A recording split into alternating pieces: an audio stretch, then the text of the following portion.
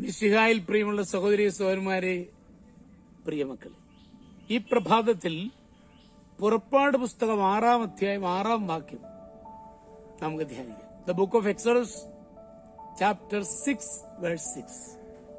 നമ്മളിങ്ങനെയാണ് വായിക്കുക: ആകയാൽ ഇസ്രായേൽ മക്കളോട് പറയുക, ഞാൻ കർത്താവാണ്. ഈജിപ്തുകാർ ചുമത്തിയ ഭാരം നീക്കി നിങ്ങളെ ഞാൻ മോചിപ്പിക്കും. നിങ്ങളുടെ അടിമത്തത്തിൽ നിന്ന് നിങ്ങളെ സ്വതന്ത്രരാക്കും. കൈ ഉയർത്തി അവരെ കഠിനമായി ശിക്ഷിച്ച് നിങ്ങളെ വീണ്ടെടുക്കും. ഇത് തമ്പുരാന്റെ വാഗ്ദാനമാണ്. വാസ്തവത്തിൽ നമ്മൾ വിഷമങ്ങളിലൂടെയൊക്കെ കടന്നു പോകുമ്പോൾ നമ്മളവിടെ തളരേണ്ടതില്ല.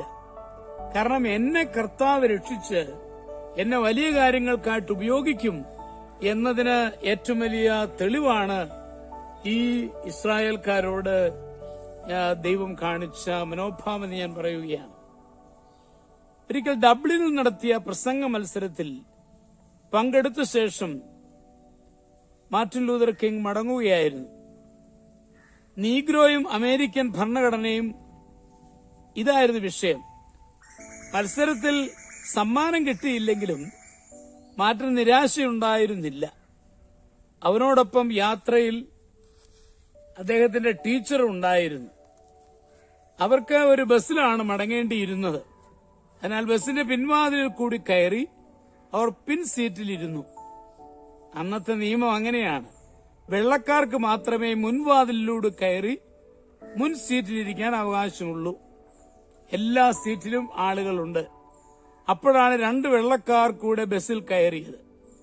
മറ്റു സീറ്റുകളില്ലാത്തതുകൊണ്ട് അവർ നേരെ മാർട്ടിനും ടീച്ചറും ഇരുന്ന ഭാഗത്തേക്ക് വന്നു.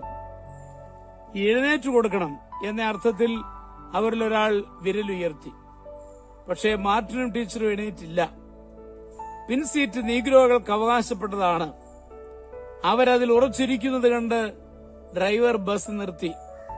അയാൾ മാർട്ടിനെയും ടീച്ചറെയും ചീത്ത വിളിച്ചുകൊണ്ട് ബസ്സിൽ നിന്നും അവരെ പുറത്തിറക്കി.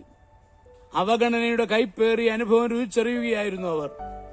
പക്ഷെ നീഗ്രോകളുടെ സ്വരമായി മാറാൻ ഈ പ്രതിബന്ധങ്ങളൊന്നും മാർട്ടിൻ ലൂതറിന് തടസ്സം സൃഷ്ടിച്ചില്ല. ഞാൻ പറഞ്ഞു വരുന്നത്, ഈ ത്യാഗങ്ങളിൽ കൂടെ നമ്മൾ വളരണം. അങ്ങനെ കർത്താവിന് വേണ്ടി ജീവിക്കണം. അതിനാണ് ദൈവം അങ്ങനെയുള്ള സഹനാനുഭവങ്ങൾ നമുക്ക് തരുന്നത് എന്ന് മനസ്സിലാക്കുവാൻ നമുക്ക് കഴിയട്ടെ. നമ്മുടെ കർത്താവ് മിശിഹായുടെ കൃപയും പിതാവായ ദൈവത്തിന്റെ സ്നേഹവും പരിശുദ്ധാത്മാവിന്റെ സഹവാസവും നിങ്ങൾ എല്ലാവരോടും കൂടി ധാരാളമായിട്ടുണ്ടായിരിക്കും. എപ്പോഴും എപ്പോഴും എന്നേക്കും. ആമേൻ.